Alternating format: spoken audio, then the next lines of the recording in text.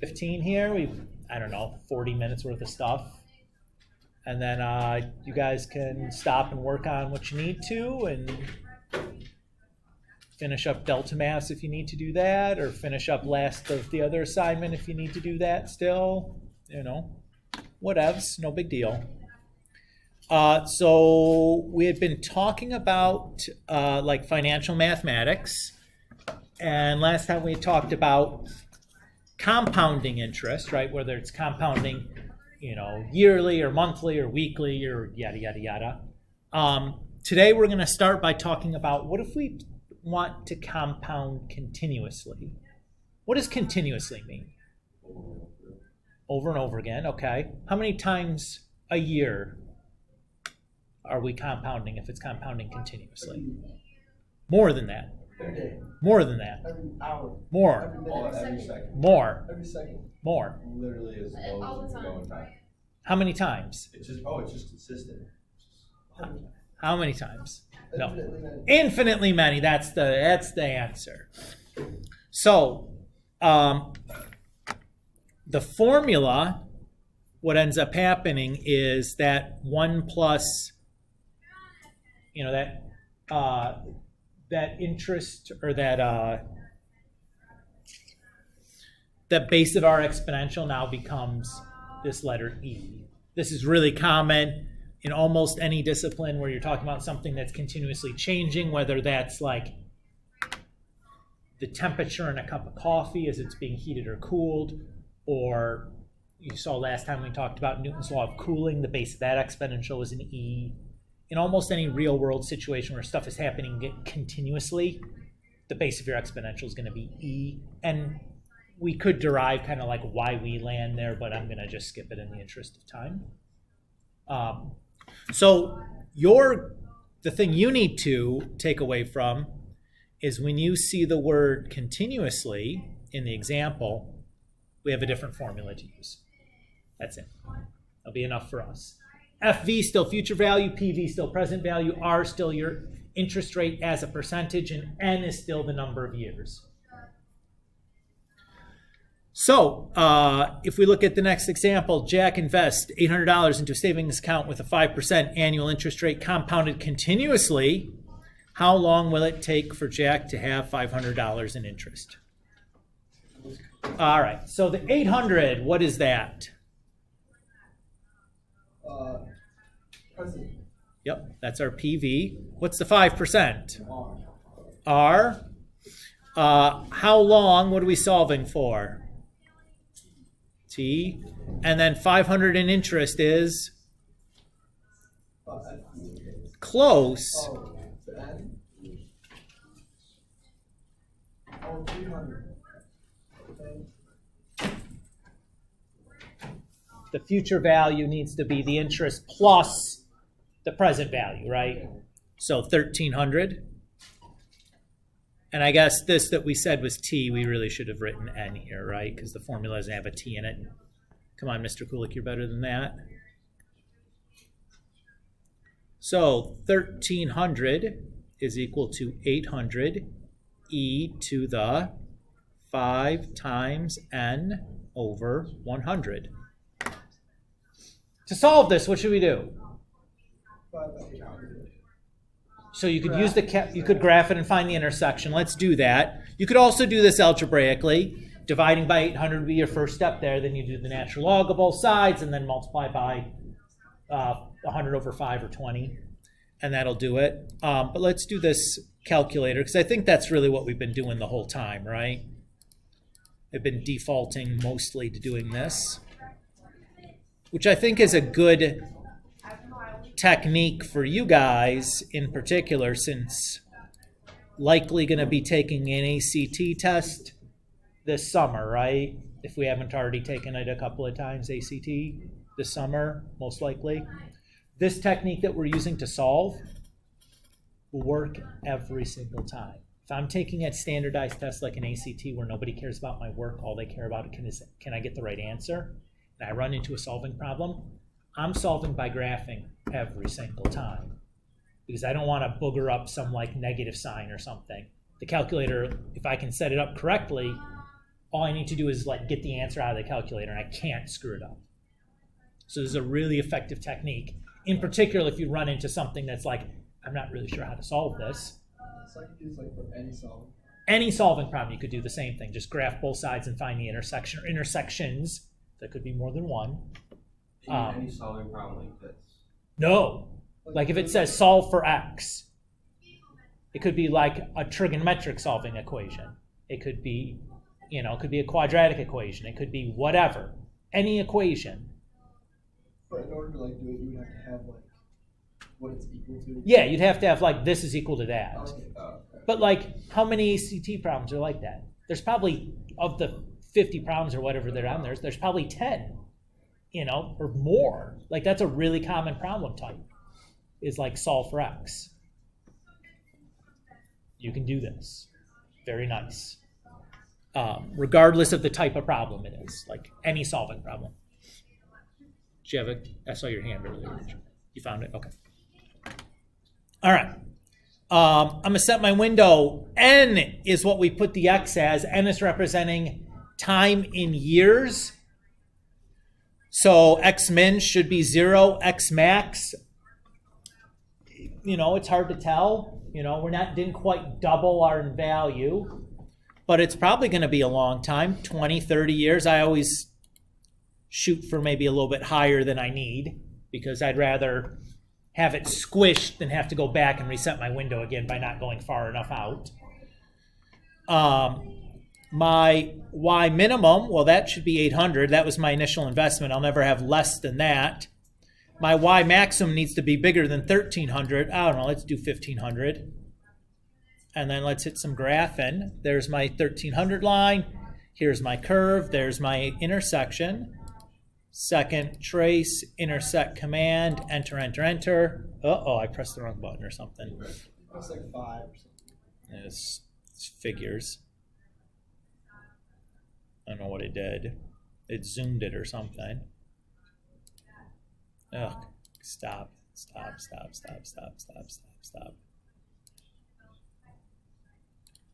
Yeesh.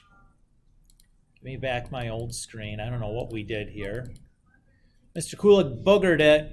Don't be like me. All right, let's try this again. Second, trace. Oops. Second, trace. Intersect command is 5. Enter, enter, enter. 9.7. Yeah. I really know how like where to put the windows stuff. So the X is representing N, which is time, right? The number of years. Okay. So I know that can't be less than 0. I don't know how big it needs to be. So I just pick something that I think is going to be bigger than what the answer would be. I would guess the answer, if I did like, I don't know, I'm just guessing, like 30, 40, it's not going to be like 1,000 years because it's like a person's bank account. Yeah. But it's probably going to be several. So I try to way overshoot it. So if I think it's going to be like 10 to 20, I'm going to pick like 30 because I don't want to have to go back and change the window again in case I like undershot it. And then the Y's are the monies. So I know that we start with $800, so that can be my Y min. And it's got to be bigger than 1,300 because I need to see that intersection. So I just pick anything bigger than 1,300. Okay. And I'm just kind of using like a little bit of light common sense. Not like crazy common sense, just a little bit of it. You know what I mean? So when I did that, I get N is about 9 point something 7. What was it? 9.7.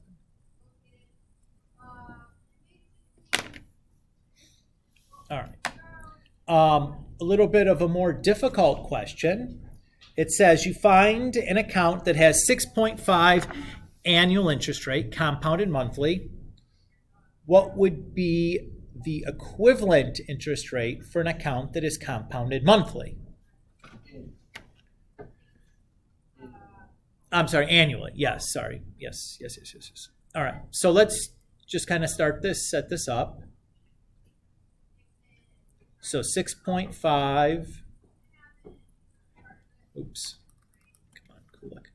1 plus.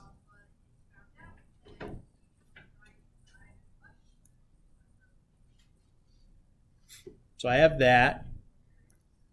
And then it wants the same interest rate, but this time compounded annually, right?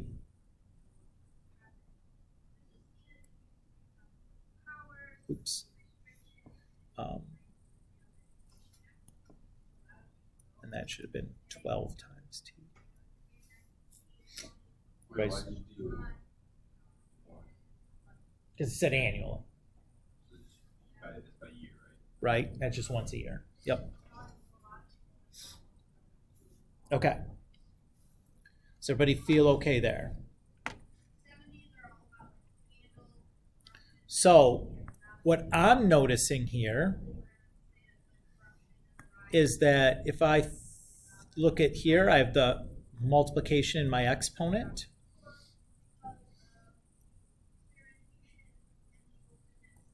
That's the same thing as like an exponent of an exponent, right?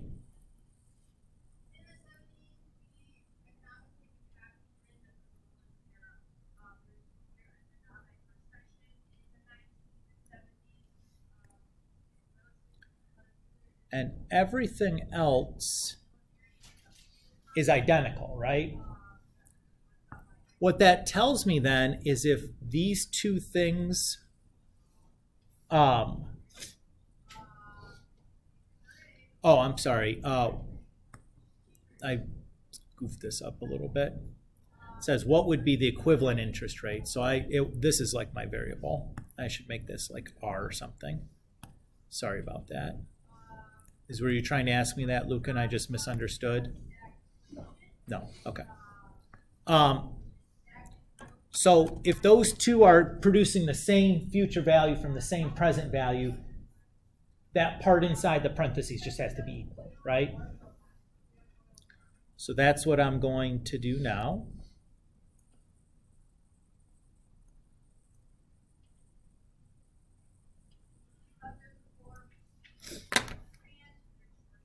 Guess how we're going to solve this equation? We're going to graph and find the intersection. R here is going to be my x variable, and R is representing what? An interest rate, right? So keep that in mind when we go get ready to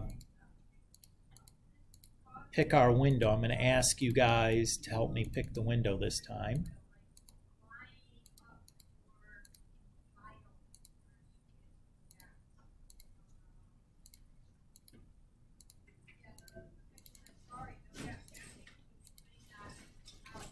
I didn't bother to type to the first because we know we don't have to do that.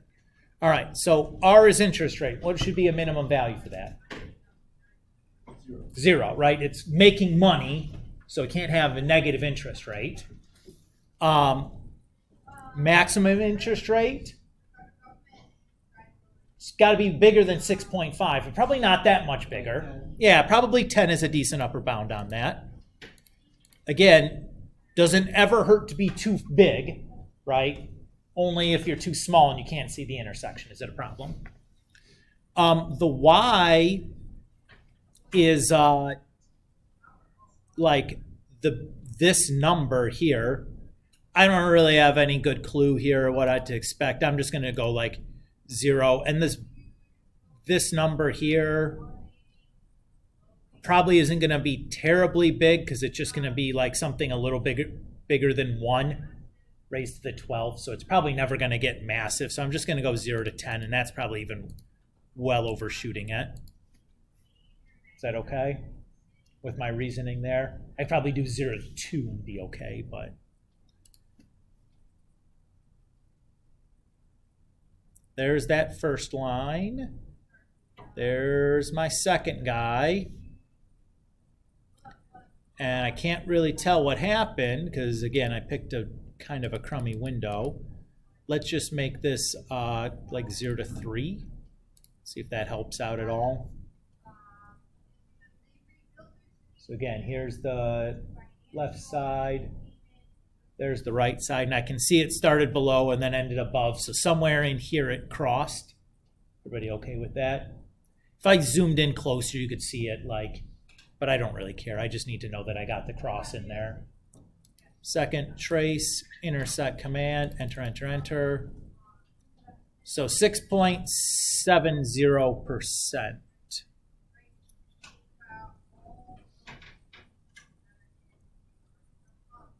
Can't you still do that even if you can't see it?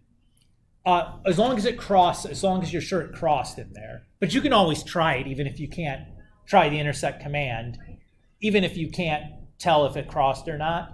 And if it didn't, it's just going to give you an error, which tells me that your window dimension isn't like, can't find the intersection in there. But if it's like, I'm not sure if it crossed or not, you can just do the intersection, see if it gets it. Would it not be able to find it just because the window's messed up? Correct. If it's not on the screen, it won't find it. Okay. It's only searching the area on your screen. Oh, yeah. So if the intersection isn't on your screen, it won't find it. So it just means you need a bigger window. Yeah. But if you're not sure, like, go ahead and run it. Worst case scenario is you get an error. Best case scenario is it spits out the answer and you're done. You know, Ava. With 6.7, could that have been like 6.2 or something like that? Well, the intersection said it was at 6.697, so I rounded to 2 decimal places. Because usually interest rates, I know you don't know anything about banking or loans or whatever because you're 16 or 17 and you don't live in that world. That's usually how interest rates are given, is in 2 decimal places. But if you wrote a 6.9 or 6.697, fine, no problem. Second trace, pick the intersect command, that's number 5, and then just press enter 3 times. Oh. Should spit it right out. As long as there's only one intersection, you can just you use that willy-nilly. If there's like multiple intersections, then the guess matters because it's only going to find, the one it's closest to. Mm-hmm. Feel good so far, fellas, ladies? No biggie. This is the only like reasonably equally gender distributed class I've left. 1 hour's like all boys and the other hour's like all girls. It's weird. Anyways, continuing on, the annual percent yield, or APY, for an account is the interest rate that if the interest were only compounded annually, would return the same amount as the given interest rate with the given compounding period. So again, if you're shopping loans or like banking, like bank accounts, this is how your interest rate is going to be given, is as an APY, even if the actual terms of the interest rate are not annual. They could be compounded daily or weekly or whatever, but they're going to give you the equivalent yearly interest rate so that you can compare easily amongst different loans. So it's basically just like allows you to level the playing field and be like, I have this monthly one, I have this yearly one, I have this quarterly one. Which one is the best one? If you have the APY for all of them, it's easy to rank them then, because you could just rank them by the APY and you're done. Everybody's okay with that idea? It's like you have a bunch of temperatures reported in Celsius and Fahrenheit and Kelvins, and it's like, which one is the hottest temperature? It's like, well, put them all in one unit and then we'll know. Same idea here. We're just going to do the equivalent conversion. All right. So it says that to calculate an APY, we just do 100 times the quantity, 1 plus R over 100K to the K minus 1. Where does this formula come from? This is just the compound interest formula rearranged, basically. I'm not going to go through the derivation of like how we did it, but it's basically just a rearrangement of that formula. All right. It says, which savings account is better? The one that pays 7.8 compounded quarterly. This is like R1 and then K1. Or the one that pays 7.65. That's like an R2. And then compounded weekly, that's like our K2. So APY1 would just be 100 times 1 plus 7.8 over 100 times 4 to the fourth minus 1. And APY2 would be 100 times 1 plus 7.65 to the 100 times 52 to the 52 minus 1. And now which one are we looking for? Do we want higher or lower if this is for a savings account? Higher. If we're looking at a loan interest rate, which one would we want? Lower. Everybody good with Y?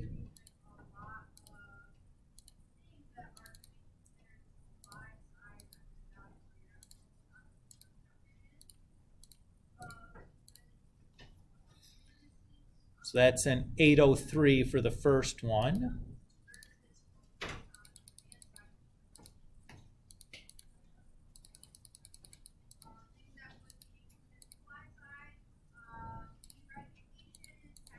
Yeah.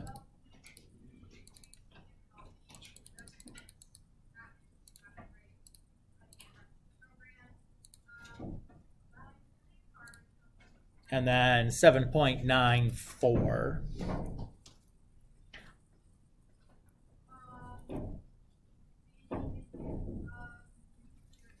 So our better one would have been option 1.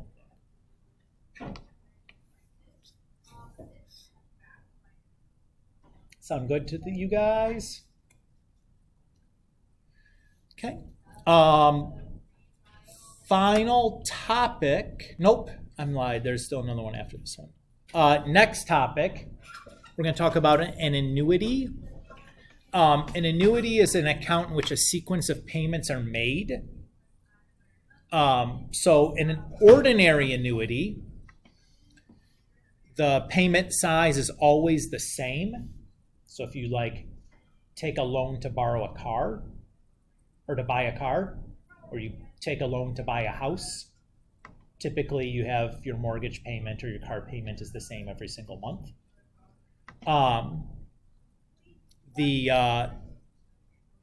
There's also annuities where you can get if you own your home, you can get a reverse mortgage. So you basically sell your house to the bank, and then they, instead of paying you all at once and kicking you out of your house, you get monthly payments until you don't own your house anymore. They pay you a monthly payment every month until they've paid you the money for your home, and then you have to leave. So some retirees will use that as a way to create another stream of income. Anyways, so for an annuity, we have the future value, which is the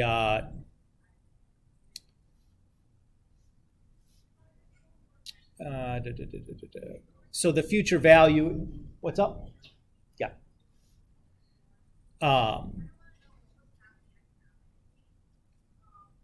And then we have N ordinary payments. So that's N is the number of payments, not the years, right? So if you're making monthly payments for 5 years, N is 5 times 12, right?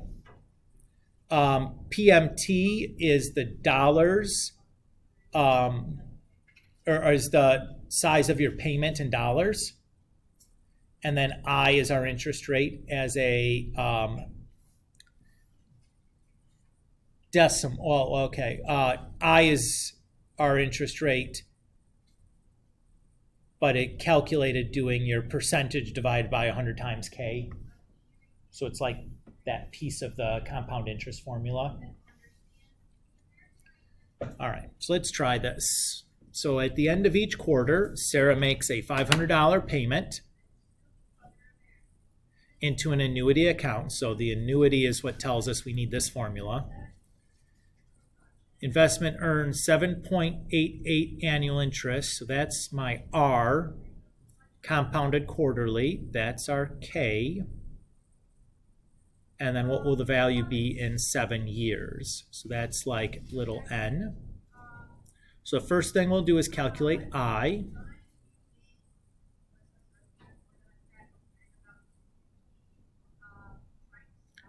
And then we'll calculate capital N.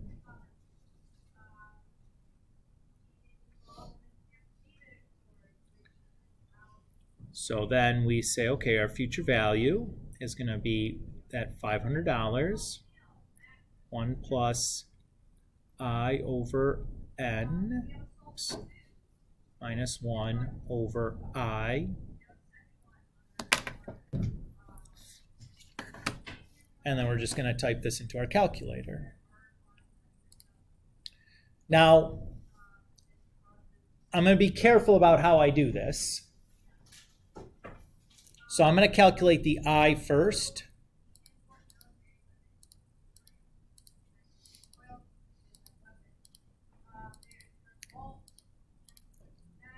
And then I'm going to use the ANS command to get that I in the places where I want it to. Because this gets pretty hairy if I'm not careful. So I'm going to do the fraction command, and then I have 1 plus. Now, instead of typing, again, that 7.8 divided by 100, I could either type this number in directly, or I can press second and the negative sign. That ANS command will take the last output from your calculator. So the answer from the line above, and just paste it in there for me. So I'm going to do that. That way. Is everybody okay with that?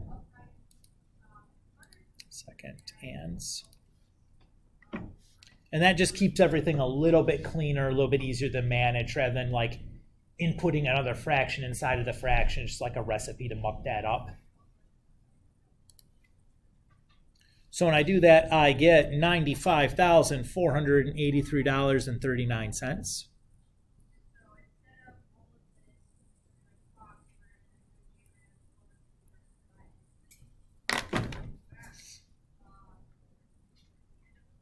Everybody's okay with that idea? Okay. So our last topic now is going to be a loan, where instead of like paying money in and making money like we do with an annuity, like we're making an investment every month, here we are making a payment every month. So the present value is going to be the amount of money that you borrowed.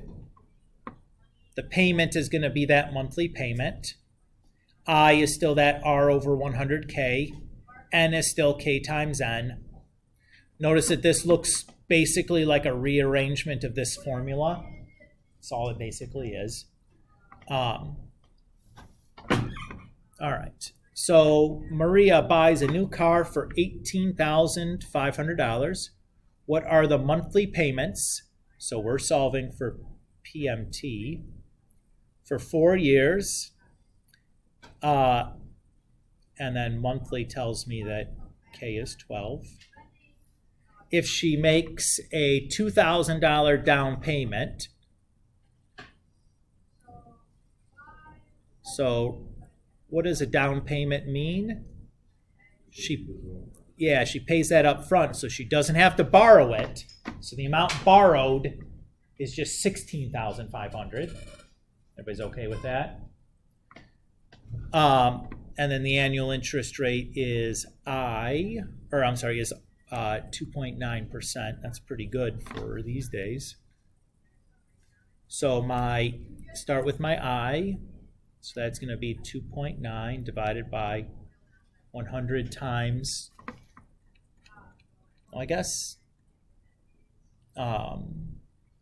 times 12. And then big N is 4, so 4 times 12. So we're going to be solving the equation 16,500 equals PMT. 1 minus R to the negative N over I. Yes, go ahead.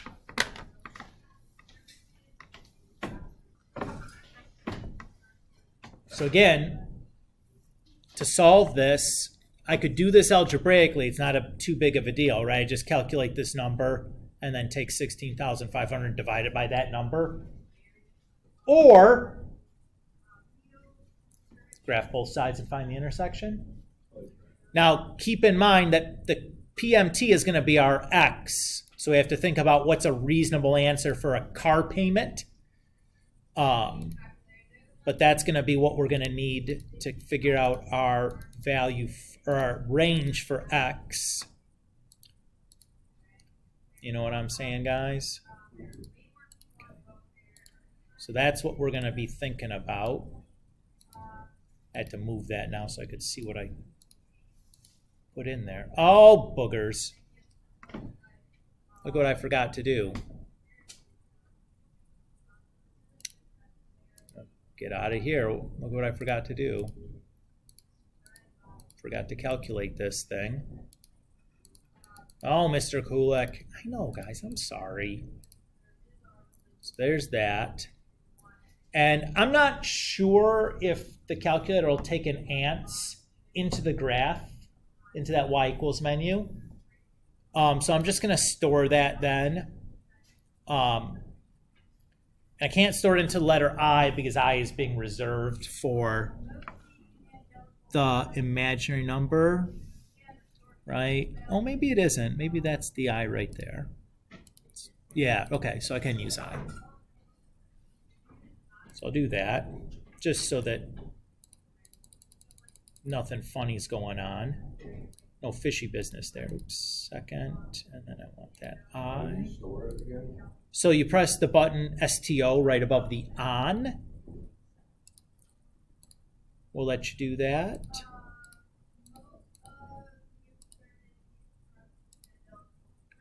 And again, like, you don't have to do it this way. I'm just trying to show you like all the neat little stuff your calculator can do that makes life, you know, like makes it harder to screw something up, right? Like, you can't type the number in wrong because you just like told calculator, remember this number, it means this letter, and then just call the letter. You know what I mean? Like, you don't have to do it any of these. You can just type the number in. It's fine.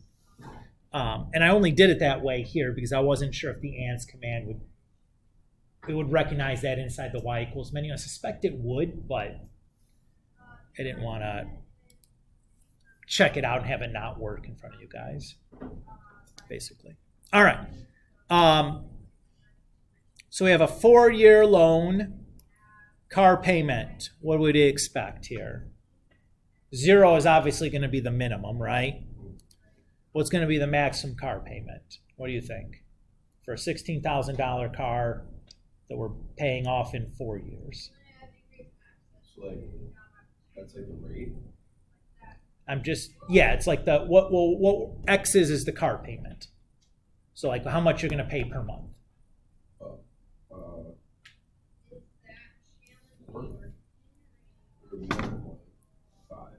Like $500? Yeah, I think that's probably a decent upper bound guess.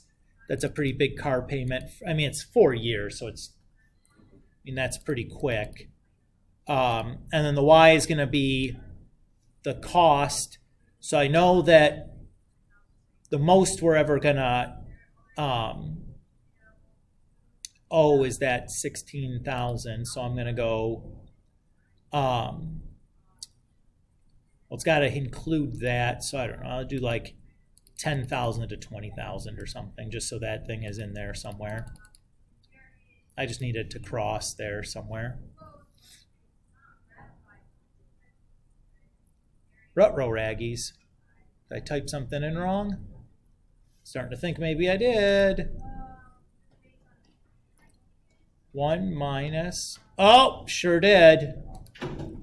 Sure as heck did. Look at that. Should be plus there. Woo! Makes a lot more sense why that didn't. Why I didn't get anything. Now it should come through. There it comes.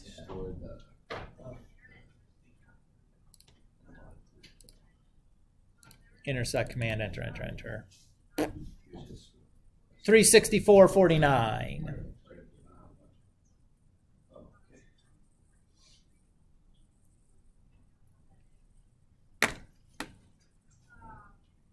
Yeah, so what Luca was saying is that I calculated that I and then I stored that number into the letter I using the STO button here. So that when I wrote this, I could just type I instead of having to type the number again or type the calculation to get the number. It just felt easier. because I wasn't sure if I can use the ants command inside of the y equals menu. I wasn't sure. Okay. I just didn't want to gamble here now. I guess we could have figured it out together, but I suspected it wasn't going to work. So it says, using the same information from example 39 and assuming that all of Maria's payments are equal, how much interest does Maria pay over the life of her loan?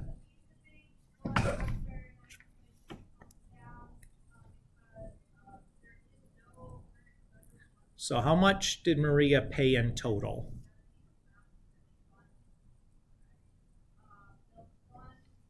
Well, she made 48 payments of $364.49, right? That's how much she paid the bank.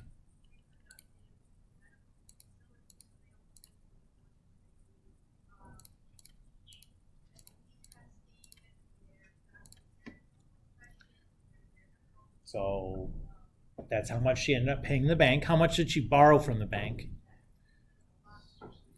$16,500, yeah. So that minus that is the amount of interest then that we paid.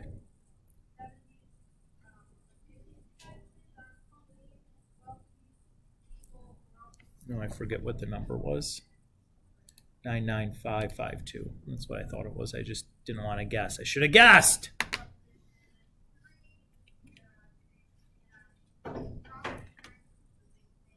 Is everybody okay with that? How much in total did she end up paying for the car?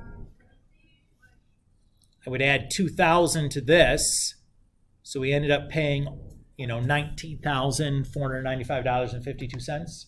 Why do you add 2,000? Well, because she paid that was the down payment, Oh. right? So she already paid that, and to the car the car dealership, and then to the bank she paid them $17,495. So altogether it was like $19,000 car. Interest stinks, guys, and that's a sweet interest rate, 2.9. What is it? Well, let's look.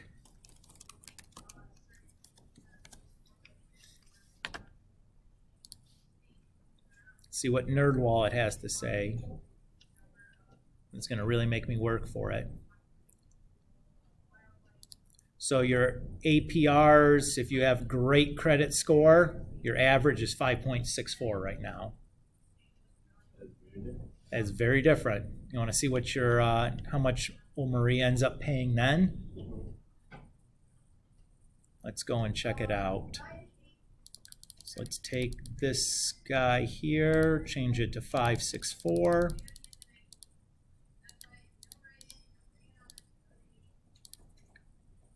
And we'll store that to I. This is pretty sweet because now I don't really have to update anything other than my window. Yes, we'll need a bigger window for sure. We were 364. I'm going to bump that out to like 700 just in case. Let's hit graph and see what we get there.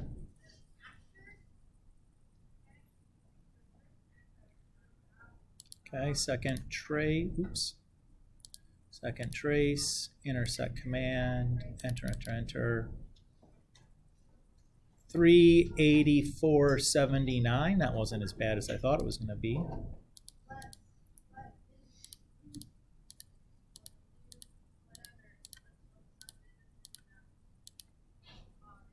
So about another $1,000 you ended up paying.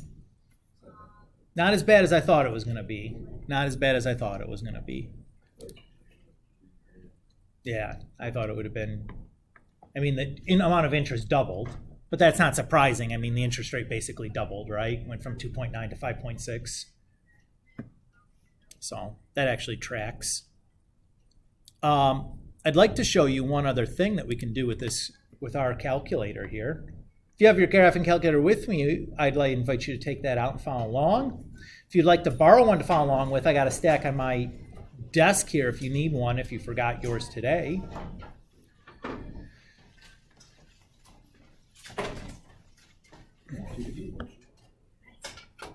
Does he own one? I don't know.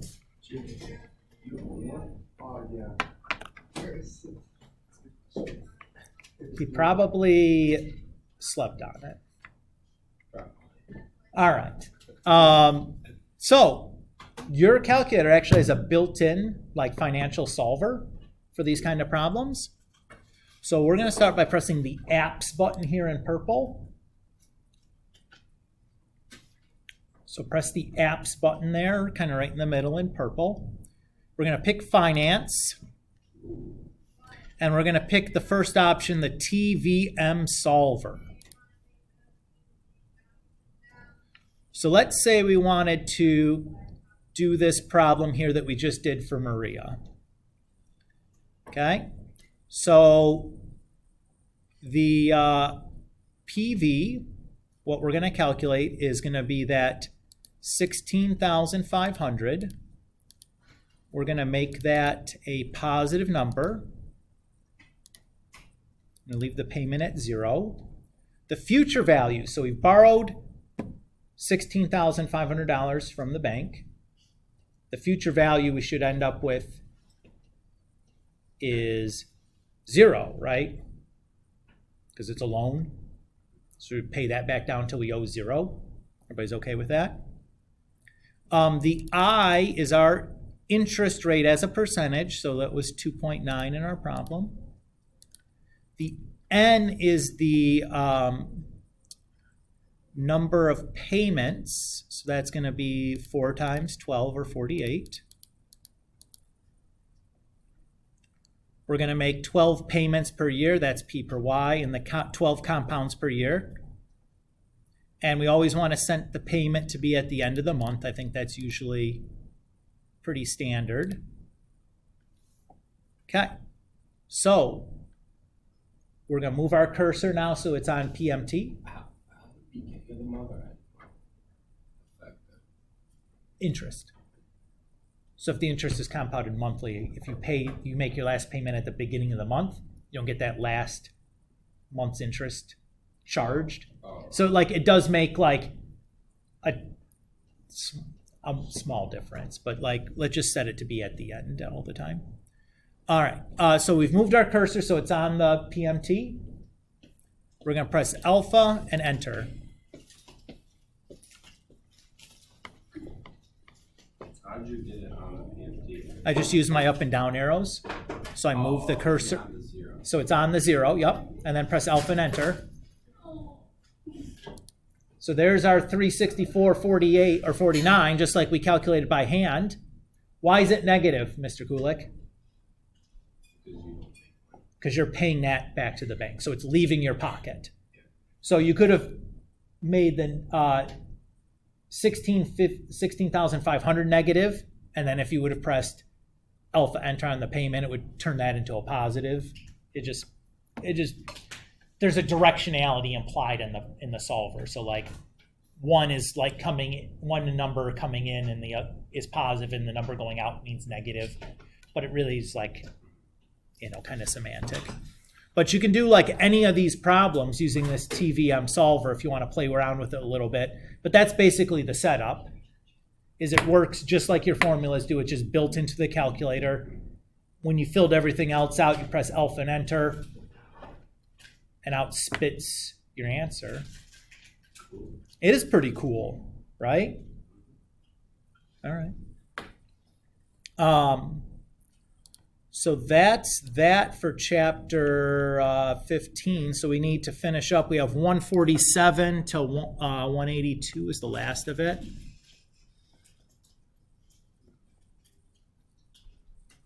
Is it 182 or 184? Jeepers creepers. There's 180 too many. 184. Oh, I could have sworn it was 182. I know. Those 2 extra problems are just a killer. So this will be for Sunday, which is what, gonna be the 12th or something? Yeah. And then we also had the 1 whatever to whatever from last time. Is it 131 to 146?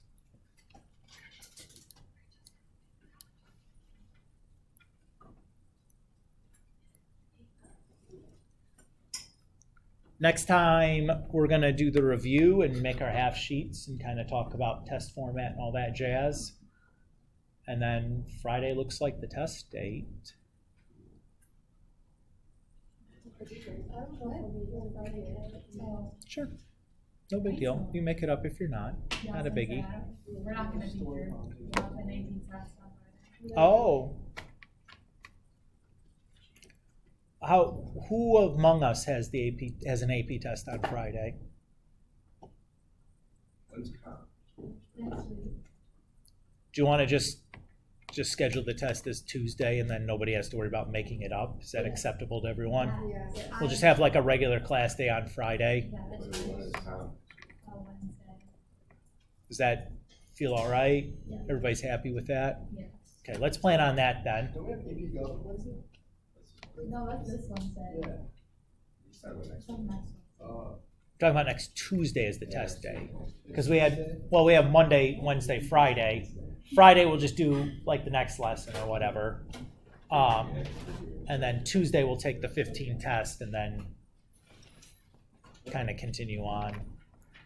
Should be like probably last test of the year. Anything after that we'll just put on the final. You guys cool with that? I think that feels okay to me. All right.